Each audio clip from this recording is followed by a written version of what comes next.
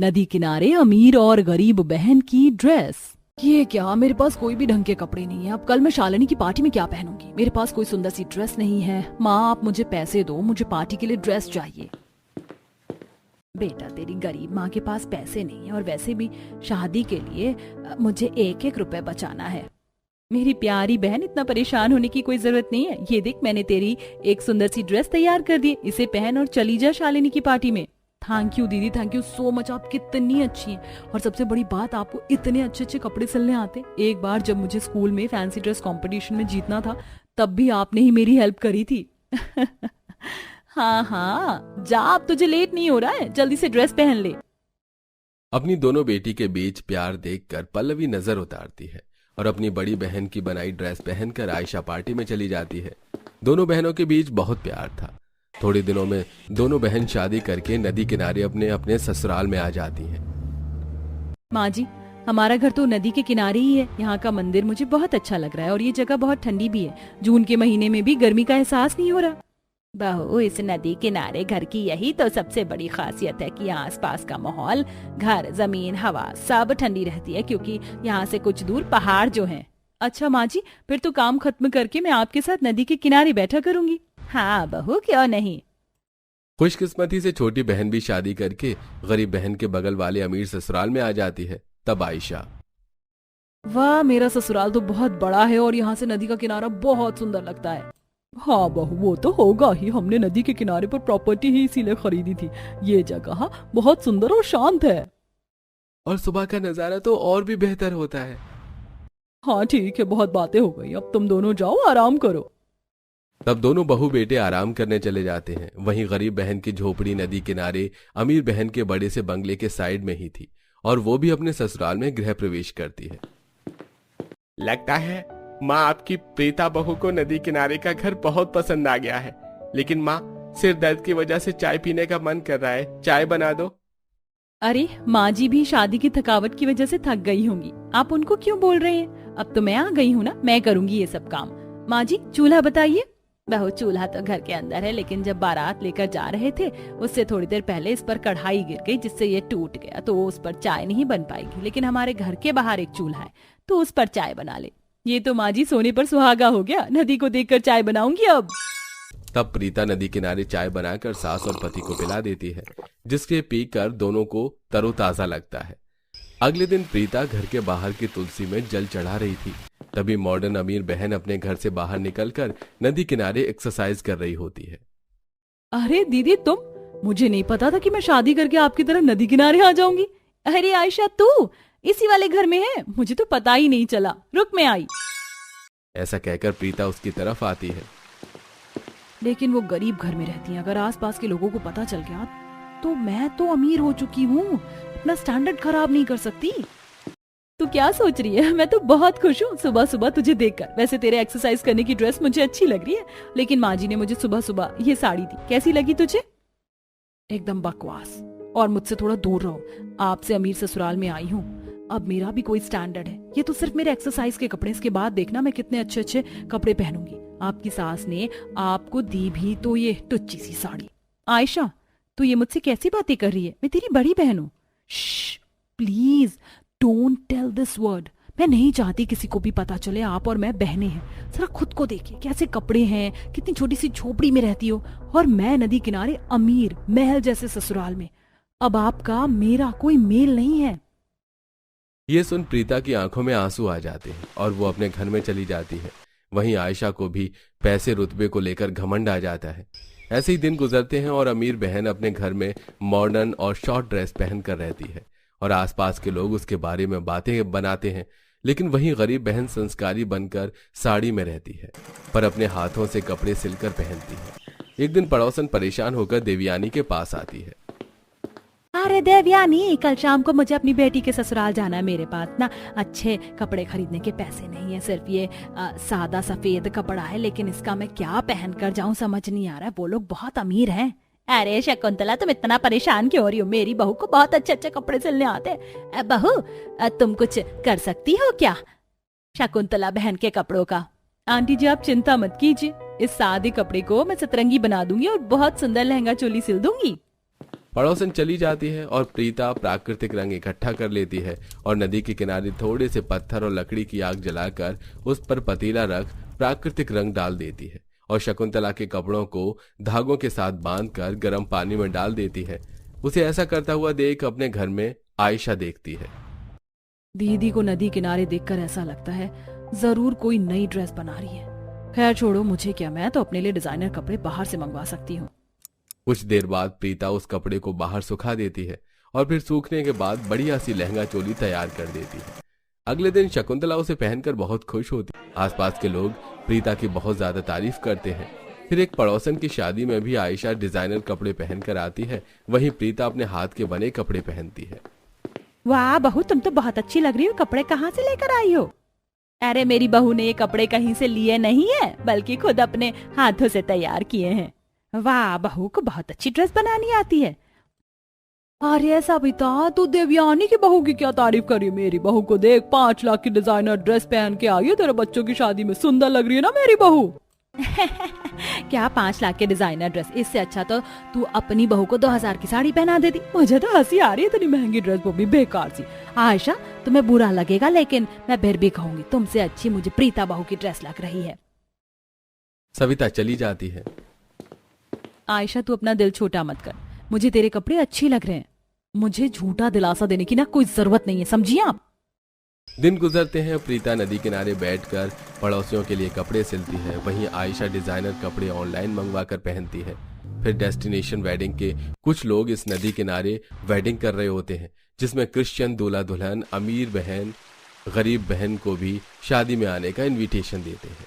Christian wedding में जाने के लिए आयशा बाहर से कपड़े मंगवाती है।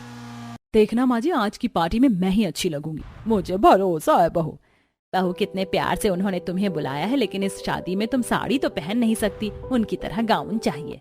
माँ जी, अब चिंता मत कीजिए, मुझे गाउन बनाना आता है। मैं एक आपके लिए और अपने लिए ड्रेस तैयार कर देती हूँ, वैसे भी शादी शाम की है। प्रीता अपने और सास के लिए सुंदर सा गाउन तैयार कर लेती है। वहीं नदी किनारे बहुत अच्छी वेडिंग की डेकोरेशन होती है और दूल्हा दुल्हन की रिंग सेरेमनी होती है। पार्टी में दोनों बहनें अपनी अपनी ड्रेस पहनकर आ जाती हैं। Wow, you looking so beautiful, you just like my wife. But तुम्हारी ये जो पड़ोसन है उसकी ड्रेस इतनी अच्छी नहीं है। Yes, your gown is amazing, thank you. हाँ, अच्छा तो लगेगा ही, क्योंकि तुमने मेरी डिजाइनर ड्रेस को मेरे घर से चोरी करके जो पहन लिया। दोस्तों, ये ड्रेस मैंने तुम लोगों की शादी के लिए कल ऑर्डर की थी, जो इस गरीब ने मेरे घर से चोरी कर ली। मुझे इसकी बनाई ड्रेस पहनकर आना पड़ा, जो तुम्हारी शादी में बिल्कुल अच्छी नहीं लग रही। What? It's truth Preeta? No no no, ये ड्रेस मैंने अपने हाथों से बनाई है। आयशा, तुम झूठ क्यों बोल रही हो? मैं अभी आपको अपने सामने ये ड्रेस बना कर दिखा सकती हूँ। मेरी बहू सच बोल रही है, विश्वास करो। तब प्रीता सबके सामने सिलाई मशीन पर ड्रेस बनाकर सबको दिखाती है, जिससे सब आयशा को घूर कर देखने लगते हैं और शर्मिंदगी से आयशा अपना सच कबूलती है। आप सब लोग मुझे माफ कर दीजिए, और दीदी आप भी। आपको नीचा दिखाने के चक्कर में मैं और खुद को अच्छी ड्रेस में दिखाने के लिए मैंने ये सब किया, जो फेल हो गया। आपकी कला को आपसे कोई नहीं छीन सकता। कैसी बहन हो तुम? अपनी बहन के साथ कोई ऐसा करता है क्या? तुम्हारी वजह से तुम्हारी बड़ी बहन को कितनी तकलीफ हुई। कोई बात नहीं, ये मेरी छोटी बहन है, मैंने इसे माफ किया। मैं जानती हूँ अच्छे कपड़े पहनने का शौक तो इसे शुरू से ही है। अगर तुझे तारीफ चाहिए तो मैंने जो अभी ड्रेस बनाई है तू वो ले, या मेरी वाली ले ले। तू तो जानती है मैं तुझे कितना प्यार करती हूँ। सॉरी दीदी, अमीरी की वजह से मैं यही भूल गई कि आप मुझसे कितना प्यार करती हैं। तब आयशा भी बड़ी बहन की बनाई ड्रेस पहनकर शादी में सभी लोगों से तारीफ पाती है और दोनों बहनें नदी किनारे वाले ससुराल में खुशी खुशी रहने लगती हैं। ये चांद सा रोशन चेहरा, बालों का रंग सुनहरा, ये झील सी नीली आंखें, कोई राज है इनमें गहरा। तारीफ करूं क्या उसकी जिसने मुझे बनाया। अरे तुम तो आज भी ऐसे तैयार हो रही हो जैसे आज भी कुंवारी हो। अरे अब तुम माँ बनने वाली हो। हाँ, तो मैं सुंदर हूँ इसीलिए तैयार हो रही हूँ, ताकि मेरे होने वाले बच्चे भी मेरी तरह सुंदर हों। इतना बोल शीला फिर से मेकअप करने लगती है। कुछ दिन में शीला 2 बेटियों को जन्म देती है, पर अपनी एक बेटी काली देख शीला उसे लेने से इनकार कर देती है। नहीं, इतनी काली मेरी बेटी नहीं हो सकती, इसे आप इसके बाप को दे दो। शीला, ये तुम कैसी बातें कर रही हो? ये कोई तुम्हारी सौतेली बेटी नहीं। इतनी मुश्किल से तुम्हें माँ बनने का सुख मिला है और तुम अपनी दोनों बेटियों में फर्क कर रही हो। मैं इसे अपनी बेटी नहीं मानती। मेरी बेटी इतनी काली बदसूरत नहीं हो सकती। अपनी एक काली बेटी देख शीला उसे अपनाने से मना कर देती है। अब शीला अपनी गोरी बेटी का ख्याल रखती है और विनोद अपनी काली बेटी का। इसी तरह 5 साल बीत जाते हैं और आज दोनों ही बच्चों का जन्मदिन होता है। क्या हुआ कथा बेटा, तुम किसका इंतजार कर रही हो? तुम्हारे सामने केक रखा है, काटने के लिए तैयार हो जाओ। हम तो जुड़वा बहन है, आज तो मेरा भी जन्मदिन है। क्या मैं भी कथा के साथ केक काटूं? मैंने ये सारी अरेंजमेंट तेरे लिए नहीं अपनी गोरी बेटी के लिए करी है। और कितनी बार तुझे बोला है, जब मैं अपनी बेटी का केक कटवाने जाऊं तो अपना काला मुंह मत दिखाया कर। भाग यहाँ से। शीला, तुम अपनी दोनों बेटियों में इतना भेदभाव क्यों करती हो? दोनों तुम्हारी ही बेटी हैं। मैं इस काली को अपनी बेटी नहीं मानती और मैं नहीं चाहती इसकी वजह से मेरी बेटी का बर्थडे खराब हो, इसलिए आप इसे यहाँ से लेकर जाओ। पापा, क्योंकि मैं काली हूँ इसलिए माँ मुझसे इतनी नफरत करती है। अपनी बेटियों में इतना फर्क करना सही नहीं है बहन। देखना एक दिन तुम्हारी काली बेटी ही काम आएगी। रहने दो बहन, इसे कुछ भी समझाना बेकार है। मैं अपनी बेटी को लेकर जा रहा हूँ, तुम अपनी बेटी का बर्थडे सेलिब्रेट करो। इतना बोल विनोद अपनी काली बेटी दिव्या को अपने साथ बाहर ले जाता है और एक रेस्टोरेंट में उसे उसकी पसंद का खाना खिलाता है। तो वहीं शीला अपनी बेटी कथा का धूमधाम से 5वां जन्मदिन मनाती है। समय गुजरता है और अब शीला की दोनों बेटियां 15 साल की हो जाती हैं। पर 15वें जन्मदिन के दिन विनोद की एक कार एक्सीडेंट में मौत हो जाती है और इसका सारा इल्जाम शीला दिव्या को देती है। हर रोज शीला अपनी काली बेटी को टॉर्चर करती, ना अच्छा खाने को देती ना पहनने को, यहाँ तक कि पिता के जाने के बाद उसका जन्मदिन भी नहीं मनाया जाता। ऐसे ही 2 साल और गुजर जाते हैं और अब बेटियां 18 साल की होने वाली होती हैं। इससे पहले कथा कमरे में बैठी अपनी माँ से आकर दिव्या की शिकायत करती है, जहां दिव्या झाड़ू लगा रही थी। माँ, इसने मेरे कपड़े इस्त्री नहीं किए। कल मेरे स्कूल में फेयरवेल पार्टी है। शीला गुस्से में उठती है और दिव्या का हाथ मरोड़ कर उसे सुनाती है। करम जली काली कलूटी कहेंगी, जब से मेरी जिंदगी में आई है मेरी जिंदगी में अंधेरा कर दिया है तूने। तेरी वजह से ही मेरे पति की मौत हुई और आज तेरी वजह से मेरी बेटी रोती है। तेरे पिताजी के जाने के बाद मैंने तेरी पढ़ाई छुड़वा दी, इसीलिए तू मेरी बेटी से बदला निकालना चाहती है। कथा अपनी बहन की शिकायत कर देती है, जिस वजह से शीला दिव्या को मारकर वहां से चली जाती है और बेचारी दिव्या अपने पिता की फोटो लेकर रोते हुए घर के सारे काम खत्म करती है। इसी तरह कुछ दिन बीत जाते हैं और दोनों ही बहन का 18वां जन्मदिन पास आने लगता है। तो खाने की टेबल पर खाना खाते कथा कहती है, माँ, बहुत जल्द मेरा 18th जन्मदिन आ रहा है। हर साल तुम मेरे लिए कुछ स्पेशल करती हो, पर मैं चाहती हूँ कि इस बार तुम सब कुछ मेरे अकॉर्डिंग करो। हाँ मेरी बच्ची, क्यों नहीं, तू बता इस बार तू क्या करना चाहती है? माँ, इस बार मुझे अपने बर्थडे पर सबसे अलग ड्रेस चाहिए और केक के साथ बड़ी सी पार्टी रखनी है, वो भी ऊपर छत पर, जिसमें सिर्फ मेरे दोस्तों और कोई नहीं। और इस बार खाने में सब कुछ चाइनीज और इटालियन रखवाना। पर कथा, घर की पार्टी में ये सब रखना सही नहीं है और बहुत खर्चा भी हो जाएगा। जब से पापा गए हैं माँ के लिए सब कुछ अरेंज कर पाना मुश्किल होता है। क्यों री, तुझे मेरी बड़ी चिंता है? अगर इतनी ही फिक्र है मेरी तो मेरी जिंदगी से चली जाना। सबसे बड़ी मुसीबत तो तू ही है। मैं अपनी बेटी का बर्थडे बिल्कुल वैसे ही मनाऊंगी जैसा वो चाहती है, समझी? अपनी माँ की ऐसी बातें सुनकर दिव्या को बहुत बुरा लगता है। समय गुजरता है और शीला बड़े से मॉल से जाकर कथा के लिए महंगी ड्रेस और गिफ्ट लेती है। तो वहीं दिव्या को कथा के छोड़े हुए कपड़े पहनने को देती है और बर्थडे वाले दिन डेकोरेटर को बुलाकर ऊपर छत को सजवाती है। केक कटिंग के लिए स्टेज लगता है, डीजे लगता है, खाने पीने का काउंटर, सब अरेंजमेंट होती है। पर उस दिन दिव्या की तबीयत कुछ ठीक नहीं होती, जिस वजह से सफाई करते हुए दिव्या के हाथों से कथा का मेकअप किट गिरकर टूट जाता है और ये देख कथा अपनी माँ से दिव्या की शिकायत कर देती है। माँ देखो, सफाई के बहाने इस काली कलूटी ने मेरा मेकअप किट तोड़ दिया ताकि आज मैं अपने 18th जन्मदिन पर अच्छी ना दिख सकूं। जब से मेरी जिंदगी में आई है इसने मेरी जिंदगी खराब कर दी। पता नहीं इस कलमुही से कब पीछा छूटेगा। माँ, अब तो घर में पापा भी नहीं है, आप इसे घर से निकाल क्यों नहीं देती? मैं इसे कब का निकाल देती बेटा, पर ये समाज वाले मुझे जीने नहीं देंगे। बेशरम काली कलूटी कहीं की, शर्म नहीं है तुझे? ये नहीं कि खुद इस घर से निकल जाऊं और हमारा पीछा छोड़ दूं। चल कथा, अब भी समय है, मैं तुझे मेकअप का सामान दिलवा कर लाती हूँ। शीला दिव्या को खरी खोटी सुनाकर अपनी बेटी के साथ फिर से मॉल जाती है और उसे शॉपिंग करवाती है। तो वहीं दिव्या को अपनी माँ की बातें आज इतनी बुरी लगती हैं कि वो अपनी पिता की फोटो और कुछ जोड़े हुए पैसे लेकर घर से निकल जाती है। तभी रास्ते में उसे एक बूढ़ी औरत मिलती है जो लाठी के सहारे चल रही थी और लोगों में कॉस्मेटिक का सामान बेच रही होती है। अरे बेटी, बस 2 लिपस्टिक, क्रीम और एक काजल रखा है। इस क्रीम को लगाने से तुम गोरी हो जाओगी। माफ करना आंटी, अगर ये एक्सपायर ना होते तो मैं जरूर लेती। अरे बेटा, तुम लगा लो, मेरी क्रीम लगाने से तुम गोरी हो जाओगी। 10 दिनों से मेरी कमाई नहीं हुई, इसलिए कुछ नहीं खाया। मुझ गरीब का भला करो। कोई बात नहीं आंटी, अपनी ये क्रीम मुझे दे दो। वैसे भी मैं काली हूँ, इसे लगाकर मुझे कुछ नहीं होगा। और रही खाने की बात, भूख तो मुझे भी बहुत लगी है। चलो साथ में किसी ठेले पर खड़े होकर खाना खाते हैं। दिव्या उस औरत के साथ ठेले पर खड़ी होकर पेट भरकर खाना खाती है और जाने से पहले बूढ़ी औरत दिव्या से कहती है, बेटी, मैंने तुम्हें क्रीम दिया है, वो कोई मामूली क्रीम नहीं है, वो एक जादुई क्रीम है। तो इस क्रीम से जो मांगेगी तुम्हें वो मिल जाएगा, और इसे लगाने से तुम गोरी भी हो जाओगी। जब मैं जवान थी तो मुझे भी ये क्रीम किसी बूढ़ी औरत ने दी थी, और अब मैं तुम्हें दे रही हूँ। भगवान तुम्हारा भला करे। इतना बोल बूढ़ी औरत वहां से चली जाती है। दिव्या को उस औरत की बात पर विश्वास नहीं होता, इसलिए वो क्रीम लगाती है। पर क्रीम लगाते ही तेज पीली रोशनी निकलती है और कुछ ही देर में दिव्या गोरी हो जाती है और वो एक दुकान के बाहर लगे शीशे में जाकर खुद को देखती है। ये क्रीम तो सच में जादुई है। मैं तो कथा से भी ज्यादा गोरी हो गई। अब तो माँ मुझे जरूर अपनाएंगी। अपना गोरा रंग देखकर दिव्या घर जाती है और अपनी माँ को ढूंढती है। उसे माँ नहीं मिलती। फिर उसे याद आता है कि सब छत पर होंगे, तो वो पहले सुंदर दिखने के लिए अपने कमरे में जाकर जादुई क्रीम से कुछ चीजें मांगती है। हे जादुई क्रीम, आज मेरा जन्मदिन है, क्या तुम मेरे सिंपल से सूट को एक प्रिंसेस गाउन में बदल सकती हो?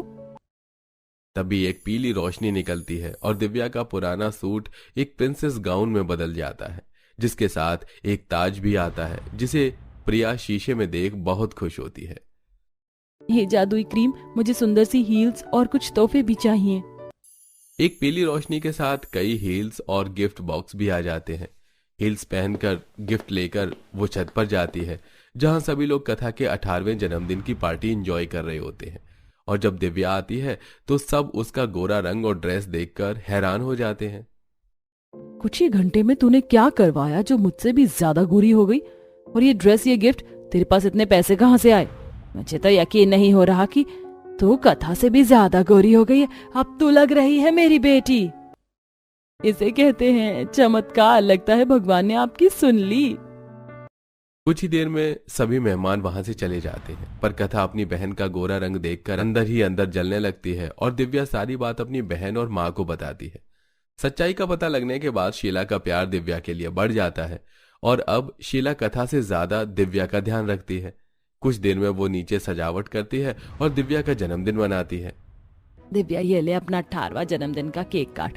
तेरे पापा मुझे बताते थे कि तुझे मलाई कोफ्ते, पनीर पूरी कितना पसंद है, इसीलिए देख आज मैंने तेरी पसंद का खाना बनाया है।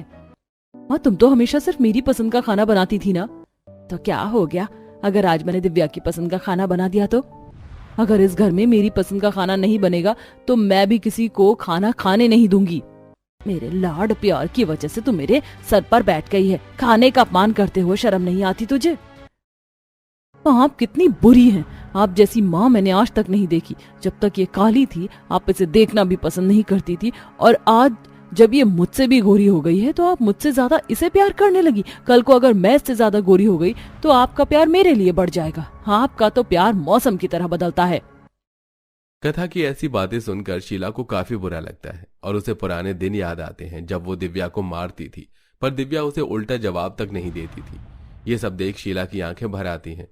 दिव्या केक काटती है और अब फिर अपनी माँ के हाथों से पहली बार खाना खाती है। वहीं कथा माँ का प्यार पाने के लिए दिव्या के कमरे में जाकर वही जादुई क्रीम लगाती है, जिसे लगाते ही तेज पीली रोशनी निकलती है और कथा दिव्या से भी ज्यादा काली हो जाती है और बाहर जाती है। इस क्रीम को लगाने से तू गोरी हो गई है और मैं काली, ऐसा कैसे हो सकता है? ऐसा इसलिए हुआ था कथा क्योंकि तूने जलन में ये सब किया। पर तू चिंता मत कर, तू मेरी बहन है, मैं तुझे वो जिंदगी नहीं जीने दूंगी जो मैंने जी है। ये जादुई क्रीम, मैं चाहती हूँ कि तुम मेरी बहन को पहले की तरह ही गोरा कर दो। दिव्या के इतना कहते ही क्रीम में से तेज पीली रोशनी निकलती है और कुछ देर में कथा फिर से गोरी हो जाती है। अपना गोरा रंग देख कथा काफी खुश होती है और उस दिन के बाद वो कभी भी दिव्या से नफरत नहीं करती।